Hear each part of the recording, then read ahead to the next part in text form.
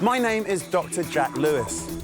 I'm a neuroscientist, and I'm on a journey to understand everything there is to know about the human brain.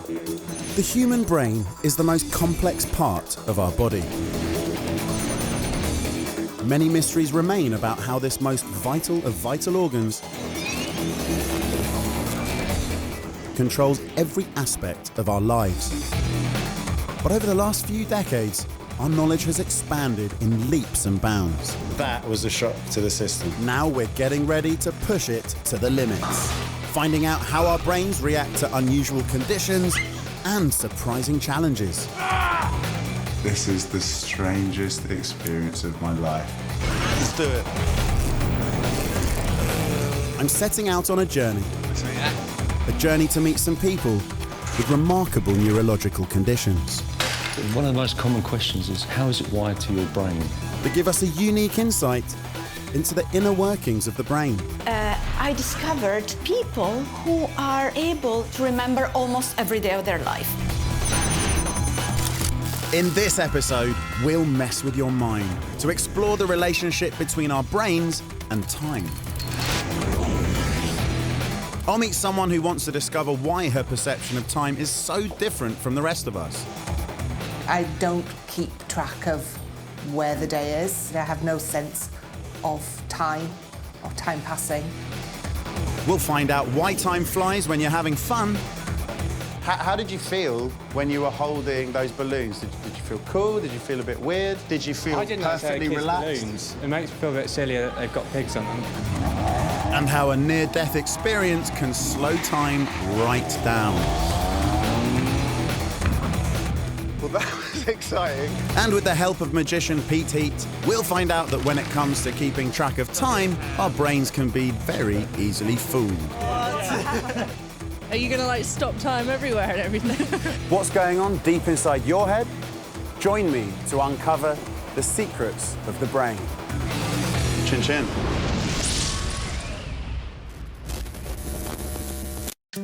It flies, it heals all wounds. We try to make it, save it, sometimes even kill it. And often, there's just simply not enough of it. Welcome to the strange world of time. Time flies when you're having fun. But can that really be right? From the days of sundials up to modern atomic clocks, we have ticking proof that time passes in a succession of predictable seconds, minutes, and hours. But if time was elastic, and our brains decided how fast or slow time moved, it must be magic, right? Magicians and illusionists like Pete Heat love to play on our concept of time. Some of the best tricks are not just based on distraction, but the sheer speed with which they can be performed, leaving us scratching our heads, wondering how it's done. You guys have all just been at work, right? Yeah. Yeah? Do you find when you're at work that time passes really slowly? Yeah. And kind of the other way around as well, if you go on a holiday or something, you know, a whole week can feel like it's just been one day because you've actually had fun. But no, the reason I bring that up is because I found a way to actually kind of control time, or at least control people's perception of time. You're looking like you don't quite believe me. So I'll kind of show you what I mean. Do any of you have any jewellery, like a ring that I could borrow? Have you got a ring? Yeah. Perfect. Can I borrow that? Is that all right? Perfect. So it's quite a distinctive little ring, which is good. Well, it's the ring, okay? And you're going to recognise that, obviously, because it's your ring. I'll tell you what, actually, if I just give that to you for a second. Thank you. Oh, no. She's lost your ring. I can't believe what you've done. Oh, no. No. Right, I need to borrow another ring. I'm joking. No, where's that gone? No, to be honest, don't worry, I know where it is. My hands haven't left your side, right? Is that fair to say? In my back pocket, over here, I've got a little bunch of keys. Attached to the keys. Does that look like yours? Oh my God. There's a little ring. Oh my God, what the hell? Does that look like yours? Yeah. Yeah. So what I did basically, I paused time, took the keys out, I sort of threaded them on there, and then I let time play again. Does that make sense? I don't really get it exactly, but that looks like yours, right? Yeah, it's convincing. definitely. No, it is yours, obviously. I'll tell you what, if you take that back for a second. Oh, hold on, where's it gone this time? Wait. No, I know, really, don't worry. In my pocket over here, I've got a little wallet. Inside there is another little wallet. Hold on. Hold on for a second for me. Perfect. Inside here, there is another little wallet. You can check them out, they're just little wallets.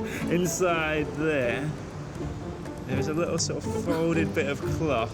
Okay, can you do that? Inside, this is the kind of cloth they have in jewellers when they're trying to make the jewellery look nice. And inside the middle, all folded up.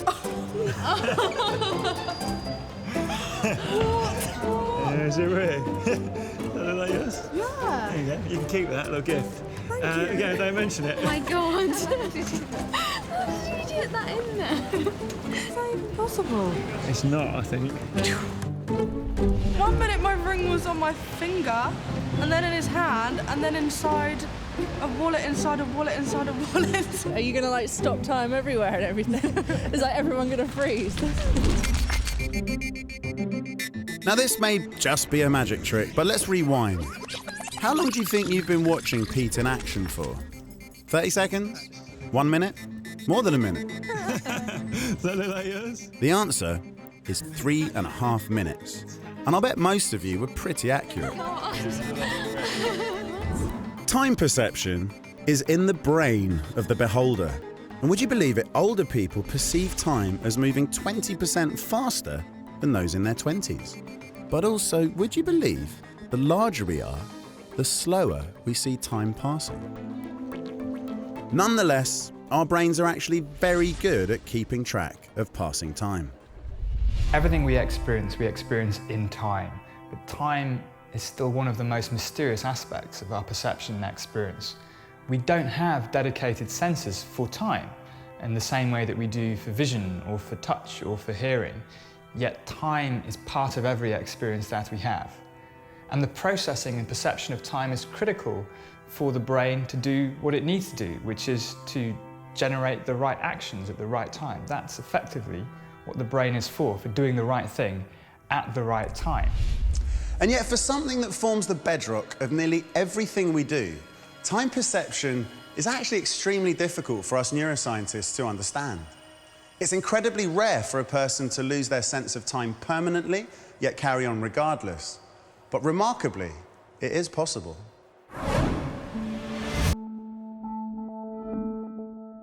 "49-year-old Joy Bradley suffers from a rare and debilitating condition about which almost nothing is known. A complete loss of time perception.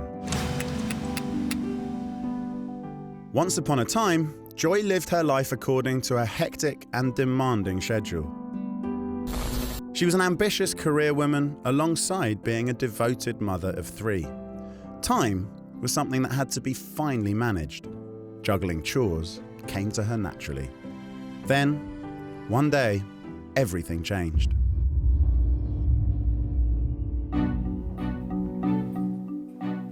Hi, Joy. Hello. How you doing? I'm fine, thank you. Nice to meet you. Lovely to meet you too. What have you got there? I'm really keen to learn about Joy's experiences.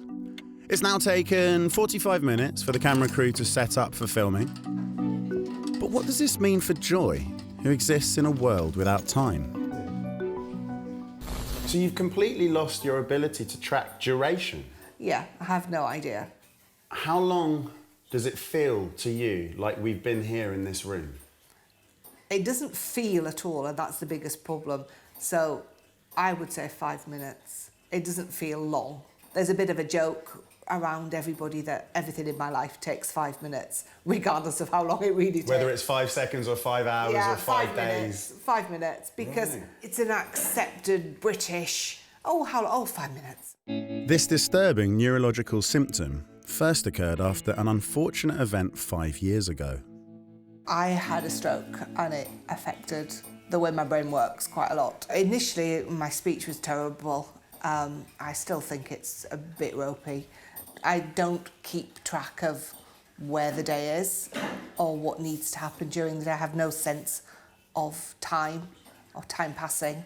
It's not being able to place what you've done On a timeline? on a timeline, Right. whether it's a 10-minute timeline or a day or a year. Things no longer have a place. Does this sort of alteration in your perception of time affect knowing where you are in, say, the calendar year? You know what month it is? Yeah, I know what month it is if someone's told me what the month is, you know. But Christmas comes, you know, Easter comes, you know, big festival, and they mean nothing anymore. Life for Joy now must be bewildering, to say the least. Since her stroke, the cues she would previously rely on to remember to eat, sleep and structure her day now mean absolutely nothing.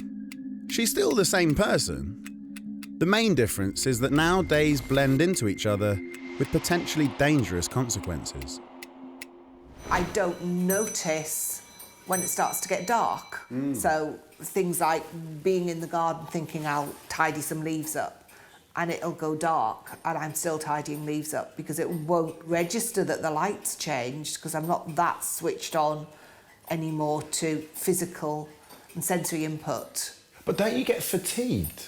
Yes, I get very tired, but I don't know that I'm tired. If I've been out there for quite a while, it's up to the family or a friend to come and say, you need to stop. Before her stroke, Joy found managing life easy. But nowadays she has to make use of new strategies, without which she'd literally be lost in time. So have you always had to do these kind of lists before? I didn't need them, I just did everything. You had a mental list? It was a running list. I ran 5 calendars in my head. It was really not an issue. Wow. To have to write it down now feels like I'm failing. I don't want to have a problem. I would like to get back to where we were. We'll return to Joy later as she embarks on a journey to understand the part of her brain responsible for her loss of time perception. And she'll meet the experts who are researching how to rehabilitate people with this rare condition. While Joy's condition may seem incredible, every one of us can suffer distortions to our time perception, and there's a very simple test to prove it. Take a look at these 10 images.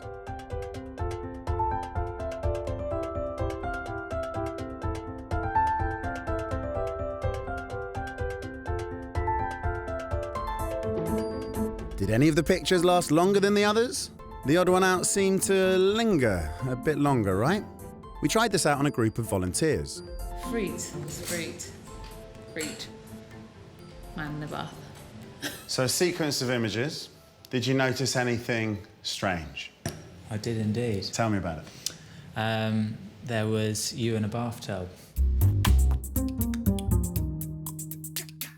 The picture of me in the bath may have seemed to linger on screen for longer than the other images, but believe it or not, it was in fact on screen for precisely the same amount of time as all the other images. Did all of those seem to be of the same duration? I felt like when you looked at the man in the bath, it was on screen for longer. I felt like I had longer on the image of you in the bathtub. I have to say the one of the man in the bath kind of, I went, oh, and maybe that lasted a bit longer. And why do you think that affected your time perception? Have you got any ideas? I think you get more distracted with the details or the joke in your brain, I don't know. Yeah, because I was studying it rather than it just being something which flicks past. After watching all of them and just that one, yeah, it's like odd, it's like, doesn't make sense. This is called the oddball effect. So why does this cause your brain to play tricks on your perception of time? Neuroscientists like me think that when something unusual happens, the brain automatically puts more neural processing power into it. As a result, it feels like it happened over a slightly longer period of time. What's also interesting is that if I show you the succession of photos again,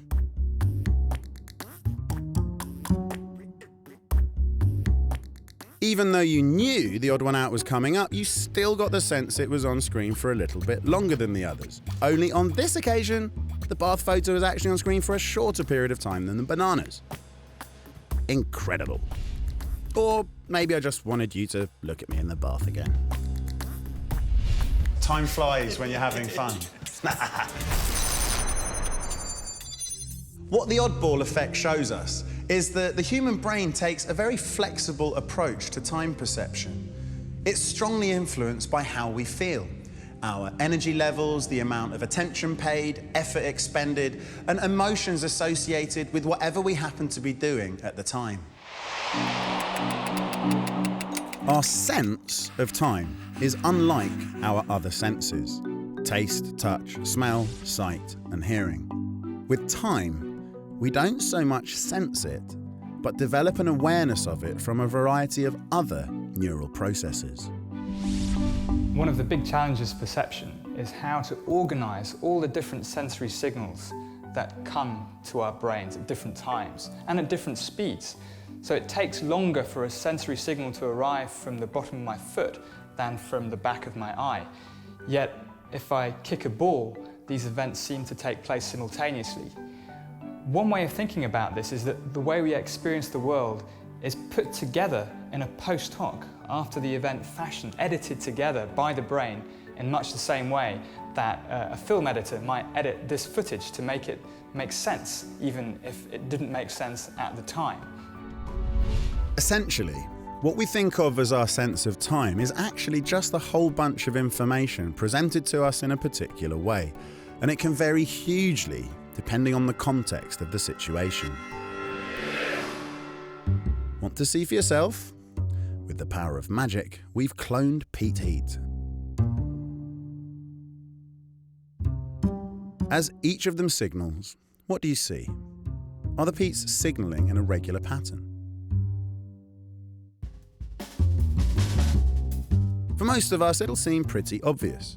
The two Petes standing closer together are also signalling closer together in time, and the pause before the third Pete signals is longer. In fact, the time interval between all the three Petes is the same. Our brains expect time intervals to be related to position and motion. By repositioning objects and stimuli, we can play tricks on our brain's internal clock. This is called the Kappa effect.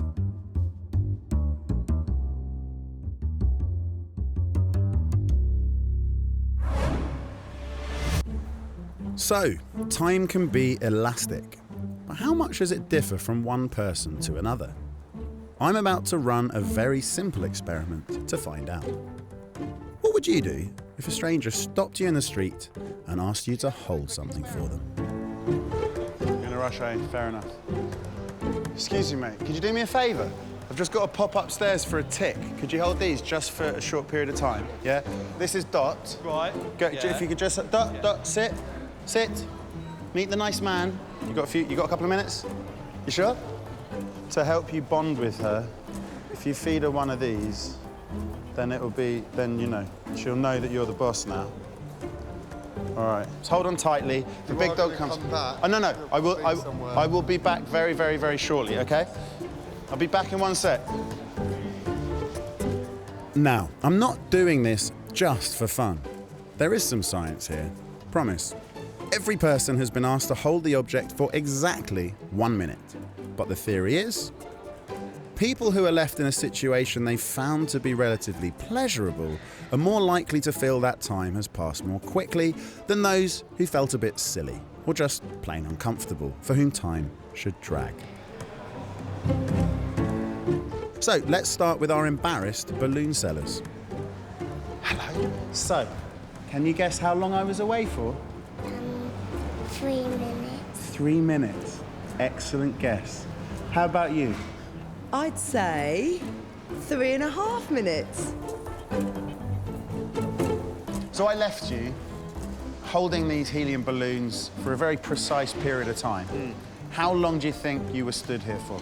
I'd say 3 minutes. 3 minutes? 3 minutes. That's fascinating, because I was away for 60 seconds.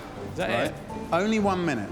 How did you feel when you were holding those balloons? Did you feel cool? Did you feel a bit weird? Did you feel I didn't know they had perfectly kids' relaxed? balloons. It makes me feel a bit silly that they've got pigs on them. A worried mind tends to focus more acutely upon the passage of time itself, willing it to be over quickly in order to stop the unpleasant feelings.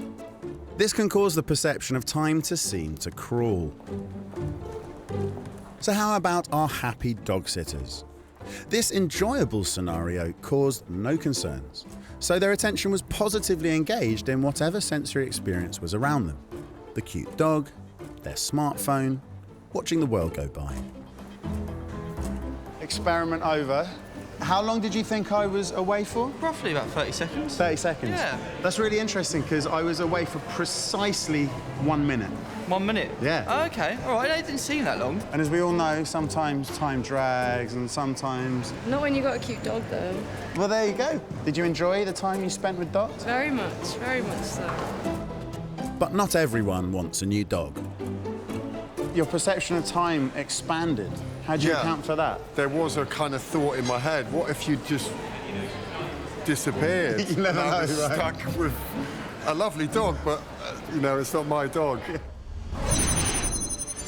So what have we found out so far? Well, it seems clear that you can't always trust your brain to keep accurate time.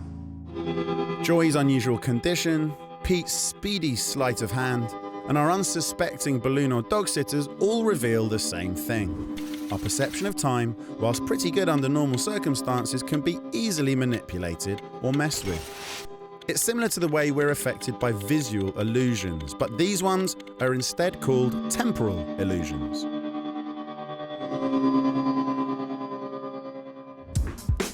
Later on, I'll be putting myself through the ultimate temporal illusion. But before I do, time to find out how it works. A temporal illusion is a distortion in the perception of time that occurs for various reasons, for example, different kinds of stress. In such cases, a person may momentarily perceive time as slowing down, stopping, or speeding up and even running backwards, as the timing and temporal order of events are misperceived retrospectively. You could say that we are all our very own personal time machines, a concept that magician Pete is keen to exploit. Do either of you two have a watch on? I do, actually. You do? Yeah, oh, a lovely watch as well. Do you mind if I borrow it for a second? I promise not to, but it's not one of those smash it up with a hammer tricks or anything. I'll be careful. Only for a moment. Only for a moment, okay. Very trusting of you. So, thank you very much. It's a Rolex, by the way. Is it? I expect a Rolex back. Is it a Rolex? Yeah. So, I'm going to ask you a couple of questions about this watch, just to see how observant you are, because obviously it's your watch, you probably look at it every day, right? Yes. So so does it have a second hand? Yes. Second question, how are the hours marked out? Is it numbers? Is it just little dots? Is it round? So it's numbers? Yeah, it is numbers, good. It has no numbers at all. Oh, I think. that's got a little 12. 12. The Yeah, 12, oh, yeah. I think you like did the know 12, that. You were yeah. getting there. Third question, bear in mind you just looked at it twice now. Third question, what time is it? 10 past 3 or something. Poor work, Jack. No, so it's closer to, what is it? 3:35, thereabouts, yeah. Okay, now the final question, are you left-handed or right-handed? Right-handed. Okay, cool. Okay, can I get you to put your right hand out? Okay, and if I put that in your hand, put your other hand on top for me, actually. Okay. Can you give me a number between, say, I don't know, between about 15 and 50? 30. Okay, so would it be good if I could move the hands on your watch 30 minutes into the future? Okay. That'd be good. Go for it. Without touching the watch, obviously. Oh, wow. Okay. And you could have said any number, obviously. Yeah, I could say anything. Okay, hold on. So it was about 25 to, so it should be coming up to 5 past, right? Thereabouts, okay, hold on. Right. Did I touch your watch at all there? Have a look. Oh, wow. No way. Did you see that? Look at that. That's awesome. That's pretty much exactly 30 minutes as well, isn't it? Yeah. Yeah. Right.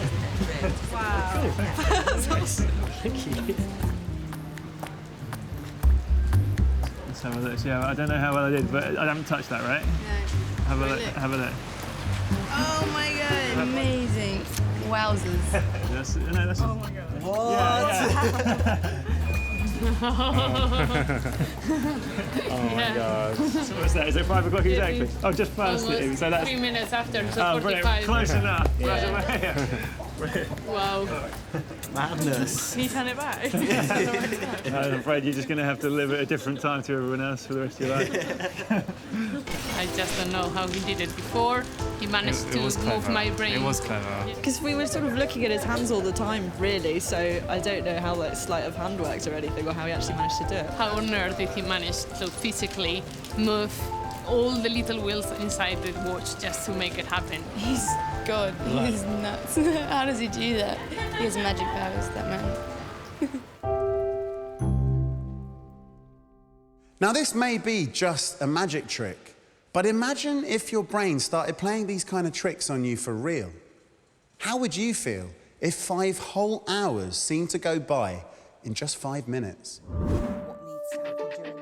Well, this is the world that one woman has to become accustomed to, and she's determined to try and find out why.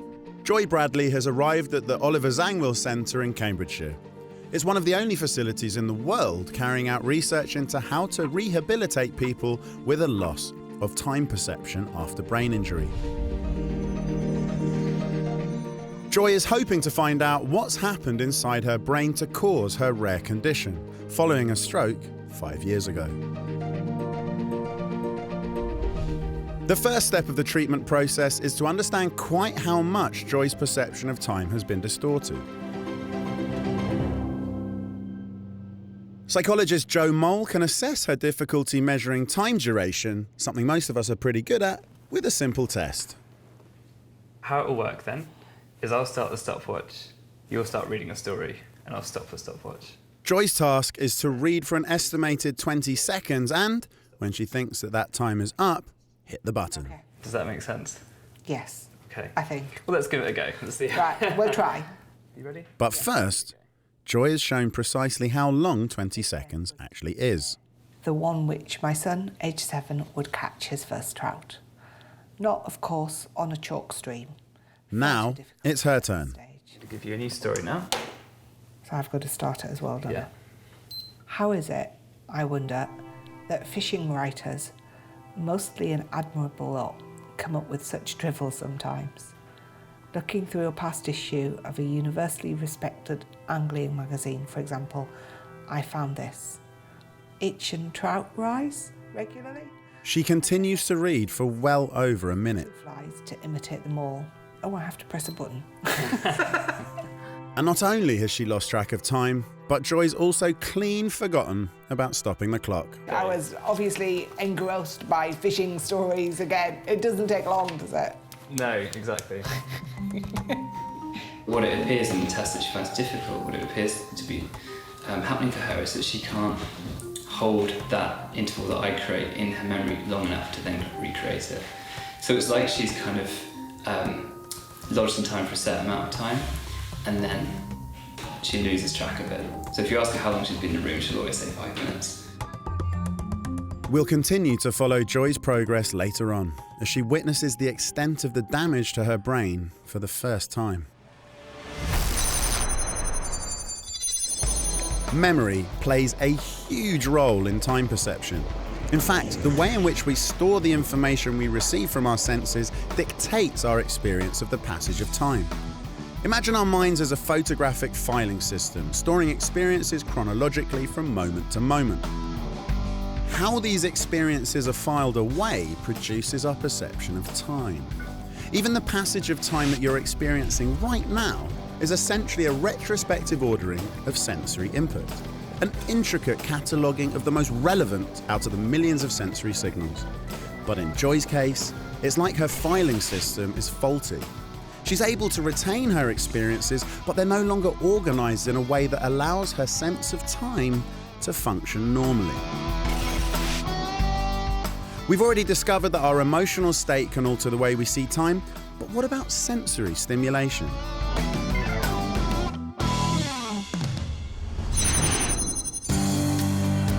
Now it's time for the ultimate experiment. An experience I've been looking forward to for months. Full disclosure, I am a massive adrenaline junkie, and I've been invited by a top rally driver to join him on a test drive of the world-famous Goodwood circuit. I'm in search of some extreme sensory stimulation, and there's no better way to experience this than going really, really fast. Today we're going to probably be hitting speeds of about 140 down the back straight. But for somebody who's not used to it, their adrenaline will be pumping. It's quite intense. So here's the first part of the experiment. I'll do 2 laps of the track. I'll have no idea how long it will take, and we'll have to guess at the end.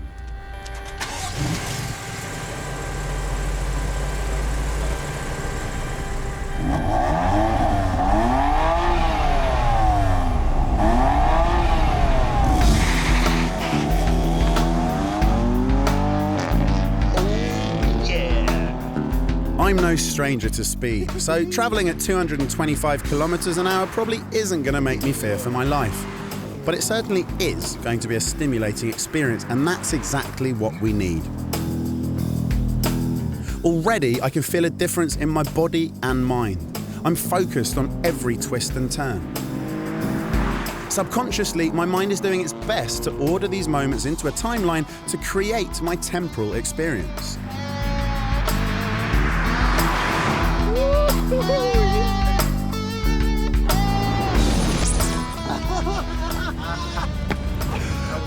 Oh my God, that was so good. You get you feel the whole car shaking, and the sound of the engine is screeching in your ears. And, you know, I literally can feel my pupils dilating. You know what I mean? It's, that's a buzz. How long do you think you were out there for? 2 laps? Dunno, like 3 minutes. So it turns out that my guess was pretty much spot on. The reason why? Well, I'm accustomed to going that fast. I trusted the driver and didn't feel scared, so I processed all the sensory stimuli normally. Are you happy? We're going to have a little break, Jack, and then we're going to go again. Are you happy with that? Of course I want to go again. Let's do it now. I don't need a break. Let's just do it now. Right. Again, please. Now, unbeknownst to me, I'm about to experience a period of sensory deprivation. Oh, sorry, Jack, I forgot something. I'll be back in a sec, OK? OK, no worries. Don't go anywhere. My driver has been told by the crew to make himself scarce for a period of time, leaving me with little to do but look at this white wall. Or, I suppose, my reflection.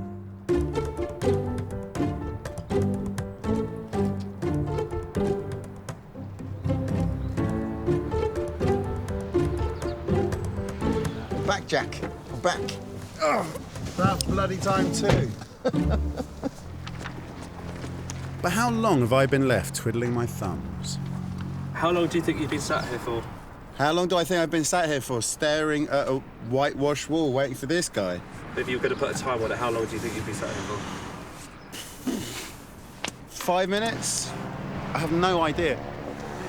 As you may have guessed, I've actually been here for 3 minutes and 20 seconds, the same length of time it took to do 2 laps. But this time, I couldn't say how much time had passed with any confidence, because I was bored. On the one hand, I was racing around that track at breakneck speed, accelerating down the straights, braking into the curves, being thrown left and right. There was lots to look at, lots to pay attention to, and so my sense of time wasn't really dramatically changed. By comparison, when I was left stuck staring at that boring whitewashed wall, there was nothing to help me mark the passage of time, and so, quite frankly, I have no idea how long I was left sat there. Later, we'll see what happens when we take the experiment up a gear into complete sensory overdrive.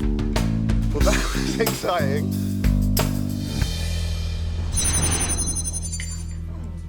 So both our senses and our memories have a lot to answer for when it comes to time perception.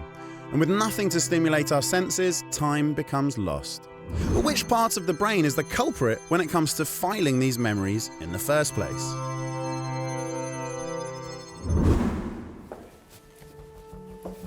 After suffering from a stroke a few years ago, Joy Bradley has been completely lost in a world without time. She's come to a specialist neuropsychological facility which helps to rehabilitate people with a loss of temporal perception. Hi, Donna. Hi, Joy. Welcome. Thank you. It's good to see you. That's all right. If you want to come and take a seat. Now that the centre has a clear idea of her symptoms, the next step for Joy is to confront her brain scans. It's been 5 years since her stroke, and Joy is yet to see the extent of the damage to her brain. Until today. And on the line, we have Nadia Gonzalez. Nadia, hello. Joy's in the room now. Hello, Joy. Nice to meet you. Hi, Nadia. So now we're going to see the scans which were taken when you had the stroke, okay? Yeah. This is the right thalamus, okay, and this is the left thalamus. You see that here, there's a bright spot? So that bright spot shouldn't be there. That bright spot is the stroke that you have. It's like a swollen tissue, and it has basically has water.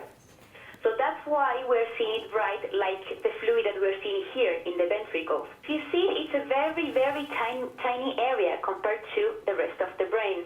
Yeah. And if you see the size. Surprisingly, Joy's stroke has only damaged a tiny part of her thalamus. So why exactly is the knock-on effect so devastating? The thalamus may only be a small part of the brain, but it's absolutely crucial. It's the master junction box through which signals from the whole body are relayed to the outer brain cortex and vice versa. All our sensory inputs, our feelings of hunger and pain, our notions of time and space are relayed to our brain via the thalamus. So for Joy, having a blockage in this part of the brain is like having a broken down vehicle at an important intersection, causing traffic chaos for miles around. What complicates the situation is that time perception isn't controlled by a single part of the brain. Perhaps the best way to think about our brains is that they actually have legions of assorted clocks, all ticking at different rates. Some parts of the brain handle milliseconds and others keep track of longer time periods. Some neural timers handle body movements, others monitor information streaming in from the senses, and so on. We're still yet to fully understand why Joy has lost her sense of time, but we do know that she's having difficulty sorting both her sensory information and her memories. Now the centre has a clearer picture of Joy's medical history, they can move forward with her treatment. You see, it's a very, very tiny area compared to the rest of the brain. But that doesn't mean that you don't have those problems. What we want to do is say, so what problems have resulted from an event which has happened, has shown up, has left you with certain difficulties that are affecting your functioning. How do we make sense of those difficulties? And it's the problems that are ongoing that we need to address within your rehab. We'll come back to Joy later as the experts here begin to work on the rehabilitation that they hope will transform her future. What Joy's fascinating condition tells us is that with the help of the thalamus, the senses provide pieces of a jigsaw puzzle that the brain uses to build a picture of what's going on in the outside world. And as we found out earlier, this system can be emotionally ramped up or down, affecting our perception of time. But when we fear for our life, this process goes into overdrive. I'm still at Goodwood, and I'm loving it. So did you have some nice races on this track during your rally career? Good races on it, Yeah? Have you found yourself buried in the wall a few times? No. Really? Never, no. Never? Never. Wow, that's precision driving. That's what you've got to be precise around it. You cannot afford to get the technique wrong. There is another experiment to be had here. Honest. I've experienced firsthand how sensory stimulation affects time. But what happens when you push it even further and your brain reaches a state of sensory overload? My driver has kindly agreed to take it up a gear. He's going to bring it back to his racing days.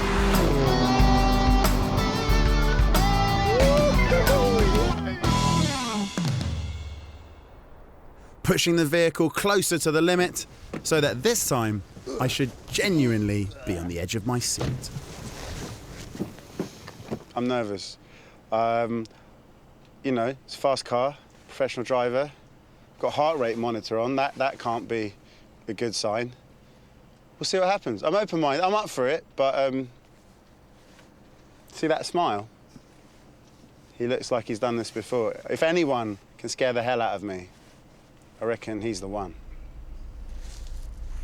I'm scared. Do it. Here we go again. Already I'm feeling the difference. My heart rate's increasing and I'm much more on edge. But midway through our second lap, my driver loses it on the slick track. Oh. You're right. Well, that was exciting. I guess that's what you get when you distract your driver. I shouldn't have tempted fate, should I?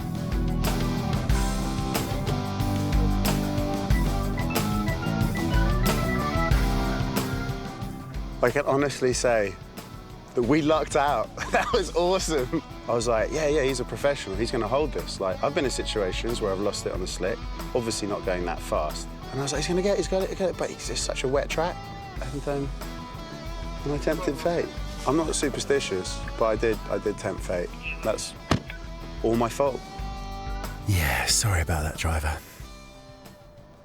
I cannot believe how lucky we got. This whole thing is about time perception and how it can change fundamentally according to what you're doing at the time.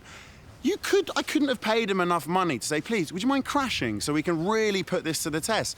Genuinely, I have never had an experience in my life where time dilation happens so acutely.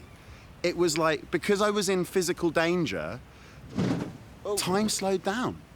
Every moment of that event is so clear in my memory. It felt like it was 60 seconds worth of my life. Well, that was exciting. I'm really excited to look back at the footage and see how long it really lasted, because right now, I have no idea whatsoever. From the moment we came off the track to reaching complete standstill was just 8 seconds. So I've managed to time travel from 8 seconds to 1 minute, and I didn't even need a DeLorean. So it's safe to say that fear really does distort our perception of time. And this is all part of our natural survival instinct. When our brains invest more processing power into our live sensory experience, time can seem to slow down, which gives us a better chance of discerning a course of action that could save our skin. This is also why our memories of these experiences seem to suggest that it took longer than reality and are much more vivid, because we have so much more sensory information stored from these particular events. Even though our brains are functioning faster in these moments, it doesn't necessarily mean our bodies are. Take this simple trick. Pete is about to show his superhuman speed. Or is he?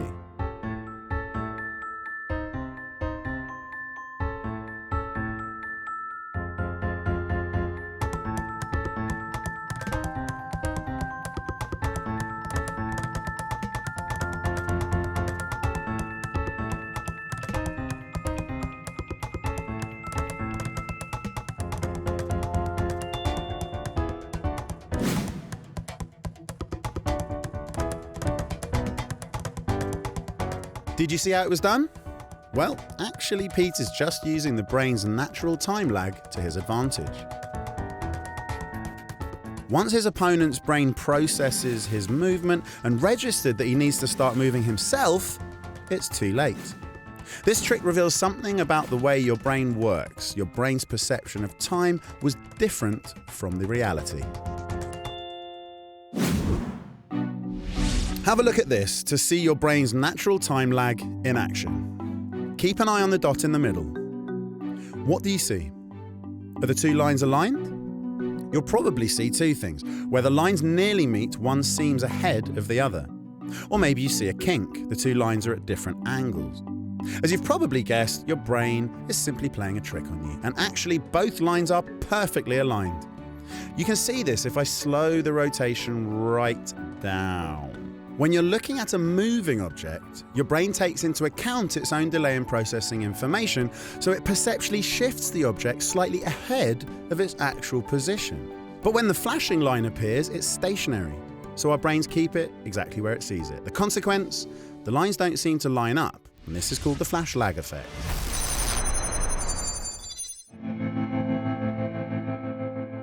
It's been a long journey for Joy to reach an understanding of how and why her sense of time is now so different.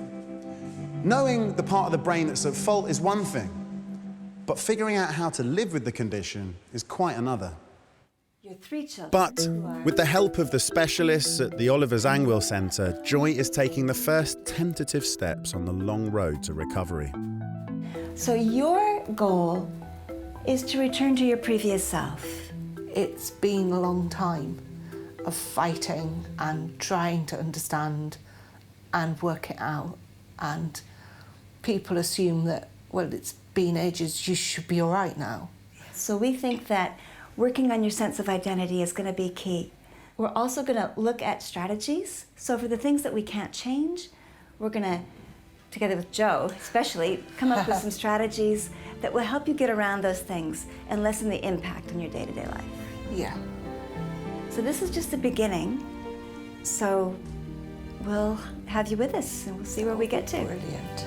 Really good. The future looks a lot brighter for Joy, who, with the help of the centre, can now put strategies into place that will make time less elusive, giving her the new lease of life she's been looking for. Emotional well-being. The relationship between our brains and our sense of time is as inconsistent as it is bizarre. And what Joy's amazing story tells us is that it's something we should not take for granted. Yes, our perception of time can lead to some strange and sometimes unhelpful illusions, which could lead you to the conclusion that it's fundamentally flawed.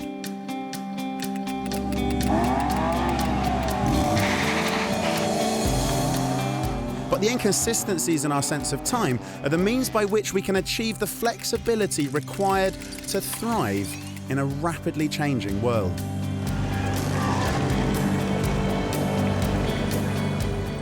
Our sense of the passage of time is vital for us to discern cause and effect in the outside world. As time slows and accelerates, it tells us what's important to us and helps us choose how to conduct ourselves and organise our lives. Time is not only at the heart of how we plan and recall our days, it's also fundamental to how we experience them too.